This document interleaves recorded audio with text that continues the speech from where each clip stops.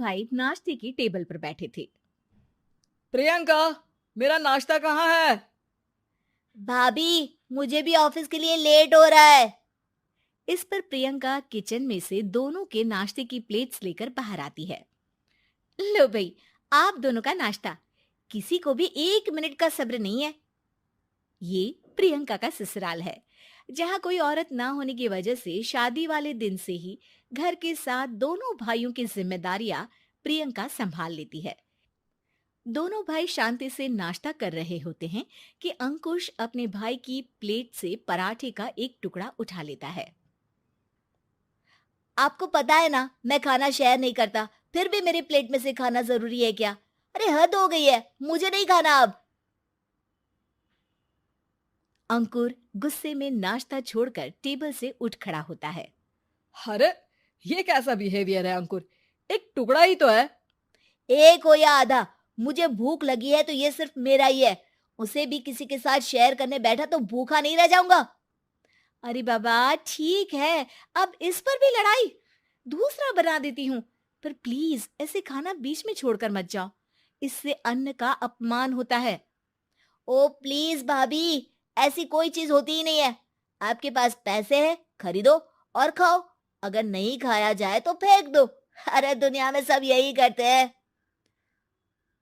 अंकुर bag उठाकर office के लिए चला जाता है, जिसके पीछे उसका बड़ा भाई मायूस सा घर में खड़ा रह जाता है।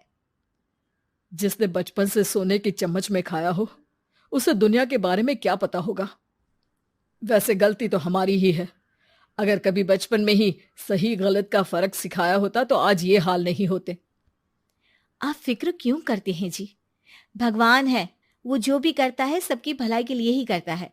और जब वो चाहेंगे तो अपनी तरह से अंकुर भैया को भी सब कुछ सिखा देंगे। पत्नी की बात पर विश्वास कर अंकुश भी ऑफिस चला जाता है। सुबह से दोपहर होती है और अंकुर लंच करने ऑफिस के पास वाले रेस्टोरेंट में पहुंचता है, जहां वो एक साथ बहुत सारा खाना ऑर्डर कर देता है। सर, क्या कोई आपको ज्वाइन करने वाला है? नहीं तो क्यों? अब कुछ नहीं सर, ऐसे ही। वेटर चला जाता है और कुछ देर में अंकुर का ऑर्डर लेकर वापस आता है, जिस पर अंकुर सब डिशेस में से थोड़ा थोड़ा खाकर बाकी ऐसे ही छोड़कर बिल देकर चला जाता है। वाह भगवान, तेरी माया। कहीं कोई एक एक टुकड़े के लिए तरसता रहता है और ये 5 लोगों का खाना ऑर्डर करके एक का भी पूरा नहीं खाते। पैसे वालों की माया। वेटर टेबल साफ कर बचा हुआ सारा खाना लेकर रेस्टोरेंट के पीछे घूम रहे बच्चों के पास पहुंच जाता है, जिसे देख बच्चों के चेहरे खिल उठते हैं। वाह, आज इतना सारा खाना आया। थैंक यू भैया। भगवान आपको खाने की फैक्ट्री बना दे। अगर ये फैक्ट्री मेरी होती तो तुम लोगों को कभी किसी का झूठा बचा हुआ खाना नहीं खाना पड़ता। चलो तुम लोग खाओ, पर ध्यान रखो किसी को पता ना चले, नहीं तो मेरी नौकरी चली जाएगी। इसी के साथ दिन बीतता है और रात को दोनों भाई एक साथ घर पहुंचते हैं। कुछ देर में सब डिनर करने बैठते हैं, जहां अंकुश अंकुर को समझाने की कोशिश करता है। अंकुर, अगर हमें लाइफ में सब कुछ मिला है, इसका ये मतलब नहीं कि तुम उसका गलत फायदा उठाओ, बल्कि तुम्हें उसकी मदद से दूसरों को भी मदद करनी चाहिए। भैया, जिनके पास नहीं है उनकी वजह मैं तो नहीं ना। और ऐसे बहुत लोग हैं जिनके पास सब कुछ है। इसलिए अगर मैं एक इंसान कुछ नहीं करूंगा तो कोई फर्क नहीं पड़ने वाला। तुम्हारे भैया बस एक चीज समझाना चाहते हैं कि जिस चीज की हमारे पास कमी नहीं है, उसे बर्बाद करने से अच्छा है कि लोगों के साथ शेयर करें। इससे हम सिर्फ सामान नहीं, खुशियां भी बांटते हैं, और इसमें तुम्हारा ज्यादा कुछ तो जाएगा नहीं। भैया भाभी की बात सुन अंकुर कुछ बोले बिना उठकर चला जाता है।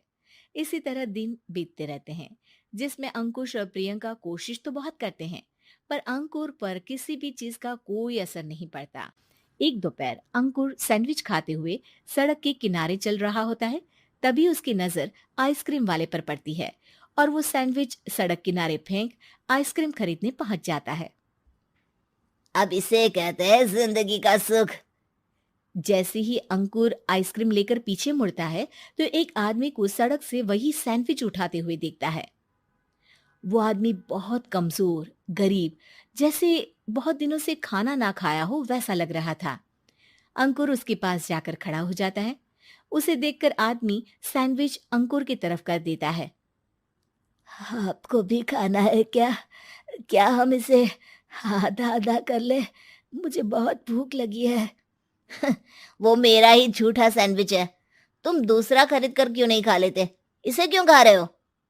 अरे भैया, अगर खरीदने के पैसे होते तो 4 दिन से भूखा नहीं घूम रहा होता। हैं? क्या तुमने 4 दिन से कुछ नहीं खाया, फिर भी इस आधे सैंडविच को मेरे साथ बांटने के लिए तैयार हो गए? क्यों? अरे भैया, पैसा नहीं है तो क्या हुआ, इंसानियत आज भी उतनी महंगी नहीं हुई, और ना ही उस पर अमीर गरीब का टैग लगा है जो हम उसे रख ना सके। पर अफसोस, आजकल लोगों के अंदर पोषण, खून या विटामिन से ज्यादा इंसानियत की कमी होने लगी है। आदमी की बातों से अंकुर को समझ में आ जाता है कि वो आज तक कितना गलत काम करता आ रहा था। डेटिंग ऐप पर मिलते हैं। उसी बीच उनकी बॉन्डिंग बहुत अच्छी बन जाती है और दोनों एक दूसरे से प्यार करने लगते हैं। बस लॉकडाउन खत्म होते ही चट मंगनी पट शादी। उससे पहले घर में बात तो कर लो। अरे माँ पापा कभी मना नहीं करेंगे। अमर की बात सुन रश्मि खुश हो जाती है। ऐसे ही दिन बीतते हैं और देखते ही देखते लॉकडाउन खुल जाता है, जिसके अगले ही दिन अमर अपने परिवार के साथ रिश्ता लेकर रश्मि के घर पहुंच जाता है। अभी लॉकडाउन खुला ही है और कोरोना तो ख़त्म भी नहीं हुआ, इसलिए ज़्यादा कुछ ना करके अगले कुछ दिनों में छोटे फंक्शन के साथ शादी कर लेते हैं। अमर के पापा की बात पर सब सहमत हो जाते हैं। कुछ दिन बाद दोनों की शादी हो जाती है और रश्मि अपने ससुराल पहुंच जाती है। बेटा, शादी तो तूने अपनी मर्जी से कर ली, लेकिन बहू को बोल देना इस घर में हुक्म मेरा ही चलेगा, इसलिए अपना राज जमाने की कोशिश भी ना करें। माँ, रश्मि को यहाँ सिर्फ प्यार, आशीर्वाद और अपनापन चाहिए, पैसा या राज नहीं। बेटी की बात पर सास मुंह बनाए वहां से चली जाती है और अब वो हर रोज रश्मि को परेशान करना और ताने देना शुरू कर देती है। देखो, ये है आजकल की लड़की, इंटरनेट पर लड़कों से बातें करते हुए इन्हें शर्म भी नहीं आती, और यहाँ तो देखो कितनी सीधी सुशील बनकर दिखा रही है। मम्मी, शादी के रिश्ते वाले इंटरनेट ऐप से जब किसी को कोई दिक्कत नहीं है, फिर डेटिंग ऐप के जरिए मिलना किस तरह गलत हो सकता है? रश्मि के डेटिंग ऐप वाली बात सुन उसकी हैरान सास तुरंत तुनक कर पूरे घर को सिर पर उठा लेती है, जिसकी आवाज सुन अमर और उसके पापा भी वहां आ जाते हैं। हाय मेरी माता, इतना बड़ा झूठ! डेटिंग ऐप को इंटरनेट के जरिए मिली है बोलकर इस कलमुही को मेरे सर ला बिठा दिया। अरे नास पिटी, तुझे जरा भी शर्म नहीं आई? वहां न जाने कितने लड़कों से गुलू गुलू करके तुझे मेरा ही लड़का मिला था फंसाने के लिए। माँ, मुझे तो समझ नहीं आ रहा क्या बोले जा रही हो। डेटिंग ऐप इस्तेमाल करना कोई अपराध नहीं है, और तुम रश्मि को ऐसा कैसे बोल सकती हो? मैं भी तो था उस ऐप पर। पहले उसके लिए माँ से झूठ बोला और अब लड़ाई कर रहा है। सास और अमर की बात सुनकर रश्मि हैरान खड़ी रहती है। अमर, तुमने घर में झूठ क्यों बोला? ये सब देख रही हो ना, इसी की वजह से झूठ बोलना पड़ा। एक तरफ अमर और रश्मि की ये बात चल रही होती है, वहीं दूसरी तरफ सास का नॉन स्टॉप क्लेश सबको परेशान कर देता है। सब एकदम चुप, जो हुआ सो हुआ, अब मुझे कुछ ना सुनाई दे। पति की बात सुन सास चुप होकर वहां से चली जाती है, लेकिन अब वो रश्मि के सिर दुनिया भर के सारे काम डालकर उसका जीना पहले से भी ज्यादा मुश्किल कर देती है। मम्मी, मैं आपका गुस्सा समझ सकती हूँ, आपको जो करना है कर लीजिए, मैं कभी कुछ नहीं बोलूँगी। उम्मीद है किसी दिन तो आपका गुस्सा शांत होगा और नफरत प्यार में बदलेगी। रश्मि की अच्छाई को उसका नाटक समझकर सास गुस्से के 7वें आसमान पर चढ़ जाती है और उसी शाम रश्मि को नीचा दिखाने के लिए अपनी सहेलियों को घर बुलाकर उसकी बुराइयां करने लगती है। अरे कौशल्या, क्या बताऊं, आजकल के बच्चे ना बहुत एडवांस हो गए हैं। पहले रिश्ते घर परिवार वाले सब देख परख के कराते थे, और अब ये लोग खुद न जाने कहाँ कहाँ मिलकर खुद ही सब कुछ पक्का करके हमें बता देते हैं। लड़की का कैसा दिन धर्म, कैसा ईमान, कैसा चरित्र कुछ नहीं पता, बस प्यार किया और घर लाकर बिठा देते हैं। अरे ऐसा क्यों बोलती हो? आजकल बच्चे अपने आप में बहुत समझदार हो गए हैं, और फिर पूरी जिंदगी तो उन दोनों को ही साथ निभानी है। अपनी पसंद से शादी कर भी ले तो क्या दिक्कत? तू ही देख ले, पहले इतना अच्छा बेटा और अब सोने पर सुहागे जैसी सर्वगुण संपन्न बहू। और पता है, अभी कुछ दिन पहले मेरी बेटी ने मुझे डेटिंग ऐप के बारे में बताया, जहाँ लड़का लड़की अपनी पसंद से अपने आप एक दूसरे को चुन लेते हैं, और फिर अगर सब सही रहता है तो बात आगे भी बढ़ जाती है। अरे इसमें इतना खुश होकर क्या बता रही हो? ये तो गलत है। न जाने कौन क्या है, कितना झूठ कितना सच है। अरे पर सोचो, जब तुम किसी के बताए रिश्ते को देखने जाते हो तो क्या एक ही बार देखने से सच झूठ का पता लगा सकती हो? ज़रूरी नहीं कि बच्चों का लिया फैसला हमेशा गलत हो। अरे बहुत बार हमसे भी तो गलत फैसले होते हैं ना। अच्छे बुरे लोग तो हर जगह मिल सकते हैं, फिर इसमें सिर्फ बच्चे ही गलत कैसे? सहेलियों की बात सुन सास सोच में पड़ जाती है, और इसी तरह कुछ दिन बीत जाते हैं, जिसमें ना तो वो रश्मि को परेशान करती है और ना ही कोई ताना सुनाती है, जिसे देख रश्मि परेशान हो जाती है। मम्मी, आपकी तबीयत तो ठीक है ना? कुछ दिनों से देख रही हूँ आप मुझे कुछ बोलती ही नहीं। तो मेरा परेशान करना ज्यादा अच्छा लगता है क्या? नहीं, आपकी शांति उससे ज्यादा परेशान कर रही है। शांति इसलिए है क्योंकि मुझे एहसास हो गया है कि गलत तुम लोग नहीं, मेरी सोच है। प्यार तो एक सुंदर एहसास और शादी खूबसूरत साथ है। अगर ये साथ सच्चा है तो कहीं पर भी किसी भी तरह जुड़ा हो, उससे कोई फर्क नहीं पड़ता। आप कौन है? इतनी अच्छी बातें मेरी पत्नी तो नहीं बोल सकती। क्या आप भी? दो, मैं बाजार जाऊंगी तो ले आऊंगी। अरे शिखा बहन, तुम तो माफी करे, जब देखो तुम्हारे घर में कुछ ना कुछ खत्म ही रहता है। अरे शिल्पा, चिल्ला क्यों रही हो? कहा ना घर में मेहमान बैठे हैं, सुन लेंगे। सुन लेंगे तो सुन ले, तुम लोगों की मांगने वाली आदत तो बंद होगी। अच्छा शिल्पा, ना दो शक्कर, लेकिन बात तो अच्छे से करो।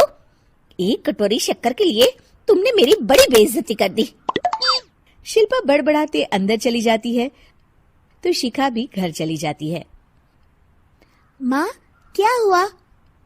अरे कुछ नहीं बेटा, पता नहीं कहां कहां से ऐसे पड़ोसी आ जाते हैं, जब देखो तब कुछ ना कुछ मांगने के लिए घंटी बजाते हैं। अब घंटी बजे तो दरवाजा ना खोलना। पता नहीं माँ की ये आदत कैसे बदलेगी। किसी को कुछ भी बोल देती है, बोलने से पहले सोचती भी नहीं। शिल्पा की ये आदत दिन ब दिन बढ़ती ही जा रही थी। एक दिन शिल्पा के दरवाजे सब्जी वाला आया। सुनो भैया, मुझे ये भिंडी, टिंडे, लौकी और आलू के साथ 1 किलो प्याज दे दो। जी बहन जी। वो एक एक कर सारा सामान पैक कर देता है। कितने पैसे दूं? 220 रुपए पूरे। अरे इतना महंगा नहीं। हाँ, मैं तो सिर्फ 150 दूंगी। नहीं नहीं, पैसे तो पूरे लूंगा, नहीं तो सब्जी वापस कर दो। ऐसे कैसे वापस कर दूंगी? मैं तो एक भी सब्जी वापस नहीं करूंगी। और हाँ, रही बात पैसों की, तो लेना है तो 150 ले लो, वरना मेरे मोहल्ले में घुसने तक नहीं दूंगी। हाँ। अरे नहीं नहीं बहन, हम लोग गरीब लोग हैं, ऐसा ना करो। पकड़ो ये 150 और दफा हो जाओ। शिल्पा की बेटी अंदर से ये सब देख रही थी। शिल्पा, तूने तो हद कर दी। बेचारा गरीब आदमी, उसका तो गुजारा ही इसी से होता है। बोलने से पहले सोचा कर बेटा। माँ, आप चुप रहो, घर चलाना बच्चों का खेल नहीं। और वैसे भी इतनी महंगी सब्जी थोड़ी ना होती है। आपको तो सिर्फ खाने से मतलब है, लेकिन मुझे तो सब सोचना पड़ता है ना। शिल्पा की सास ये बात सुनकर दुखी हो जाती हैं। शिल्पा की बेटी शिल्पा की ये सारी बातें सुन रही होती है। शिल्पा की बेटी एक दिन माँ से कहती है, माँ, ओ माँ, जरा यहाँ तो आना। ओहो, क्या हुआ? क्यों चिल्ला रही हो ऐसे बेटा? हुआ क्या? ये देखिए मेरी स्कूल की ड्रेस कितनी गंदी हो गई है, इसे कौन धोएगा? लेकिन ये तो साफ है बेटा, मैंने अपने हाथ से खुद साफ किया है। माँ, ये ड्रेस इतनी गंदी है कि मैं इसे पहन ही नहीं सकती। चलो मुझे बाजार से नई दिलाओ। शिल्पा दुखी हो जाती है और वहां से चली जाती है कि तभी सामने उसकी सास मिल जाती है। शिल्पा, अरे ओ शिल्पा, ये क्या सब्जी बनाई है? ऐसे भी कोई सब्जी बनाता है? शिल्पा सास की इस हरकत से सख्ते में आ जाती है। अरे माँ को तो मैं जो बना दूं उन्हें वो पसंद आ जाता था, फिर आज वो ऐसा व्यवहार क्यों कर रही हैं? शिल्पा कुछ समझ पाती कि थोड़ी ही देर में उसका पति आ जाता है। अरे शिल्पा, ये क्या है? क्या हुआ आपको? ये मेरी अलमारी पूरी अस्त व्यस्त है, तुमसे कोई काम नहीं होता है। सारा दिन पता नहीं क्या करती रहती हो। अरे मैंने तो सारी अलमारी साफ रखी है। इसे तुम साफ कहती हो? ये तो पूरा कूड़ादान लग रही है। शिल्पा परेशान हो जाती है और समझ नहीं पाती है कि उसके साथ क्या हो रहा है। शिल्पा अकेले कमरे में जाती है और जोर जोर से रोने लगती है। तभी वहां उसका पति, सास और बेटी आ जाते हैं। शिल्पा उन लोगों को देखकर और जोर जोर से रोने लगती है।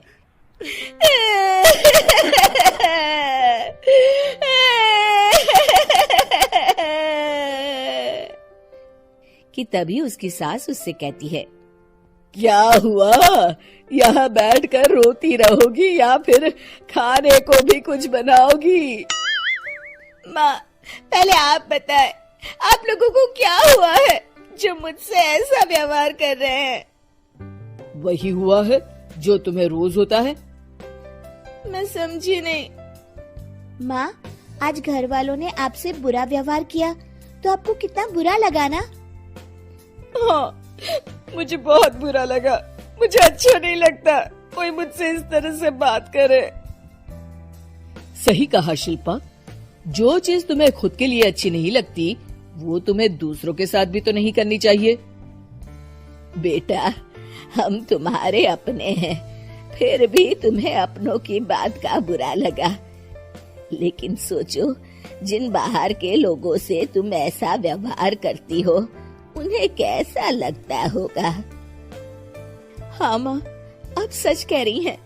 मैं आप लोगों से माफी मांगती हूँ, मुझे कड़वा नहीं बोलना चाहिए। मैं समझ गई, मैं आपकी हूँ इसलिए आप लोगों ने मुझे सुधरने का वक्त दिया और मेरा साथ दिया। लेकिन जिन बाहर के लोगों से मैं बुरा व्यवहार करती आई, वो लोग मेरे कड़वे बोल से कितने दुखी होते होंगे। मैं वादा करती हूँ, आज से ऐसा व्यवहार किसी के साथ नहीं करूंगी। सीख, हमें दूसरों के साथ वैसा ही व्यवहार करना चाहिए जो हम खुद के लिए अपेक्षा करते हैं। तुमने अब वो लोग समझे? ससुराल में रोली का पति कहता है, देखो, मैं कोई काम नहीं करता, ये बात तुम्हारे मम्मी पापा को बता दी थी मैंने। अब जो किराया आता है दुकान का उसी से घर का गुजारा करना है। कभी भूल से भी कोशिश ना करना किसी चीज की डिमांड की। क्या मम्मी पापा को पता था कि आप कोई काम नहीं करते? और क्या, बड़ा अच्छे से पता था। उन लोगों को तो तुम बोझ लगती थी, बोल रहे थे कि बस शादी कर लो और कोई मतलब नहीं है। रोली को ये सुनकर बहुत गुस्सा आता है, लेकिन करती भी तो क्या, क्योंकि वो जानती थी कि उसके माता पिता ऐसे ही हैं। जैसे तैसे रोली दिन काट रही थी। रोली को एक प्यारी सी बेटी होती है। धीरे धीरे वो बड़ी होती है और उसके साथ उसकी जरूरतें भी बढ़ती जाती हैं। सुनिए जी, अब तो सिमी बड़ी हो रही है, उसका स्कूल में दाखिला कराना है। मैंने अब तक तो जैसे तैसे समय काट लिया, लेकिन मैं बच्ची की परवरिश में कोई कमी नहीं रखूंगी। अरे क्या है यार, अब तो लगता है कोई ना कोई काम ढूंढना ही पड़ेगा। अब पति रोज काम की तलाश में जाता और बिना किसी काम के वापस आ जाता। रोली समझ जाती है कि पति के अंदर अब काम करने की क्षमता नहीं है। वो बेटी को उच्च शिक्षा देने के लिए कुछ करना चाहती थी, लेकिन करती तो क्या करती। एक दिन रोली की सहेली कहती है, रोली, मेरी कोई औलाद नहीं है। अगर तू मेरी औलाद को जन्म दे तो मैं तुझे तेरे मुंह मांगे पैसे दूंगी। अरे, तेरी औलाद को मैं कैसे जन्म दे सकती हूँ? सरोगेसी से। बच्चा मेरा और वैभव का ही होगा, लेकिन कोख तेरी होगी। ये संभव है रोली। रोली कुछ सोचकर कहती है, मुझे मंजूर है, लेकिन मैं इसका 2 लाख रुपया लूंगी। अरे कोई बात नहीं, मुझे मंजूर है। रोली खुश हो जाती है कि एक बच्चा पैदा करने का उसे 2 लाख रुपया मिलेगा। वो घर आकर पति को बताती है, वो भी खुश हो जाता है। अब क्या था, डॉक्टर के पास जाकर सहेली का बच्चा रोली की कोख में पलने लगता है। मुझे 20,000 चाहिए मेरे बेटी के एडमिशन के लिए। हाँ हाँ ठीक है, मैं उसके एडमिशन से लेकर सारे खर्चे उसके अकाउंट में डाल रही हूँ। रोली की बेटी का एडमिशन हो जाता है। रोली को लगता है कि वो अब सब कुछ ठीक कर देगी। दिन और महीने आगे बढ़ते हैं। अब एक दिन, एक बात कहूँ जी, काश इस बच्चे को मैं रख पाती। मैं अब इससे काफी जुड़ गई हूँ। अरे यार, पता नहीं किसका बच्चा है, अपने पास है ना अपनी मुन्नी। हाँ, लेकिन अब मैं भी इस बच्चे से जुड़ाव फील करने लगी हूँ। लेकिन मैं ये जानती हूँ कि ये मेरा बच्चा नहीं है। दोनों की जिंदगी ठीक चल रही थी, लेकिन कहते ना कि सुख का पल ज्यादा लंबा नहीं होता। एक दिन रोली की सहेली का फोन आता है। रोली, मुझे अब ये बच्चा नहीं चाहिए, मैं अपने पति को छोड़ रही हूँ। अरे लेकिन मुझे पैसों की जरूरत है, बच्चा तुम्हारा है, मैं क्या करूंगी? सहेली बिना कुछ बोले फोन काट देती है, फोन स्विच ऑफ कर देती है। लेकिन रोली के जीवन का तूफान यहीं नहीं रुकता। रोली, मैं इतना भार नहीं उठा सकता। आज पढ़ाई का पैसा मांग रही हो, कल को शादी, कॉलेज और पता नहीं क्या क्या। मैं तुम्हें छोड़ रहा हूँ। अपनी बच्ची उठाओ और निकलो इस घर से। अरे पर मैं कर तो रही हूं ना बच्चे के लिए काम, आप आराम से रहिए ना। क्या काम कर रही हो? देख रहा हूं मैं। ये छोटा शहर है, यहाँ लोगों को बात बनाते वक्त नहीं लगता। तो मैं क्या करूं? ज्यादा पढ़ी लिखी नहीं हूं, कैसे घर के खर्चे चलाऊं? और आप तो काम करना ही नहीं चाहते। हाँ, ना चाहता हूं और ना ही करूंगा। रोली को पति की बात पर काफी गुस्सा आ जाता है। ठीक है, अगर मेरे जीवन में संघर्ष ही लिखा है तो वही सही। इस वक्त पति होने के नाते आपको मेरा साथ देना चाहिए था, लेकिन नहीं, आपने तो इस हाल में मुझे घर से बाहर निकालने की बात कह डाली। देखो, ये सारी फालतू की बातों के लिए वक्त नहीं है मेरे पास। रोली, जिसकी कोख में किसी और का बच्चा था और साथ छोटी सी बेटी, पति का घर छोड़कर रास्ते पर आ जाती है। रोली के पास मायके के सिवा दूसरा कोई रास्ता नहीं होता। अरे रोली, कैसी है? कितने दिनों के लिए आई है? हमेशा के लिए माँ। वो माँ को सारी बात बता देती है। ओए लड़की, इतनी हिम्मत का काम कर लिया? अरे ना ना, यहाँ कोई जगह नहीं है। तुम तो अपना बोरिया बिस्तर उठाओ और निकलो यहाँ से। रोली के पास अब मायके का रास्ता भी नहीं बचता। वो चुपचाप बच्ची को लेकर जा रही थी कि उसे दर्द होता है और वो डॉक्टर के पास चली जाती है। और फिर वहां वो एक प्यारे से बेटे को जन्म देती है। कितना प्यारा है, कितने अभागे हैं इसके माँ बाप जो इसके पैदा होने पर भी नहीं है। तभी वहां डॉक्टर आ जाती है। रोली, बच्चे के पिता तुमसे मिलना चाहते हैं। आपका बहुत बहुत शुक्रिया। मैं इस बच्चे को पालूंगा, भले ही इसकी माँ ने इसे छोड़ दिया हो, पर मैं अपनी जिम्मेदारी निभाऊंगा। तो क्या आप मुझे इसके पैदा करने के लिए जिन पैसों की बात हुई थी वो भी देंगे? हाँ, और साथ ही आप चाहें तो मेरे घर में रहकर मेरे बच्चे की देखभाल भी कर सकती हैं। मैं उसके लिए आपको सैलरी दे दिया करूंगा। रोली को लगता है कि जैसे भगवान ने उसके लिए सुकून का रास्ता खोल दिया। वो अब मुकेश के साथ उसके घर चली जाती है, जहां रहकर वो उस बच्चे की देखरेख करती है। अब मुकेश के घर को रोली अच्छे से संभाल लेती है। उसके लिए खाना बनाने से लेकर बच्चों की देखभाल और घर की देखरेख। धीरे धीरे मुकेश को रोली से प्यार हो जाता है। रोली, तुम्हारी बेटी और मेरा बेटा बिल्कुल भाई बहन की तरह साथ रहते हैं। हाँ, आखिर है तो एक ही कोख के बच्चे, अटैचमेंट तो होगा ही ना। रोली, तुमने घर और मुझे दोनों को संभाल लिया। ये तो मेरा काम है। आपने भी तो मुझे छत दी जिससे मैं अपनी बेटी की पढ़ाई और भविष्य के लिए पैसे जोड़ सकूं। अब रोली, क्या तुम मुझसे शादी करोगी? अब मैं जानता हूं तुम्हारी भी शादी कुछ खास अच्छी नहीं रही। रोली को मुकेश की बात ठीक लगती है। वो उसे हाँ बोलने की सोच ही रही होती है कि उसके पहले पति का फोन आ जाता है। रोली, मैं बहुत परेशान हूं। मेरा एक्सीडेंट हो गया है। मैं चाहता हूं तुम वापस आ जाओ। रोली को पुराने पति की चिंता होने लगती है। वो सोचती है कि वो क्या कर रही थी। हाँ हाँ ठीक है, मैं आ रही हूँ। हाँ रोली, आ जाओ, लेकिन बच्ची को कहीं हॉस्टल में छोड़कर आना, क्योंकि मैं नहीं चाहता कि हम लोगों के बीच फिर से वो सारी बातें हो। रोली को समझ आ जाता है कि पति आज भी सुधरा नहीं है। वो पति के पास जाने से इनकार कर मुकेश को हाँ कर देती है।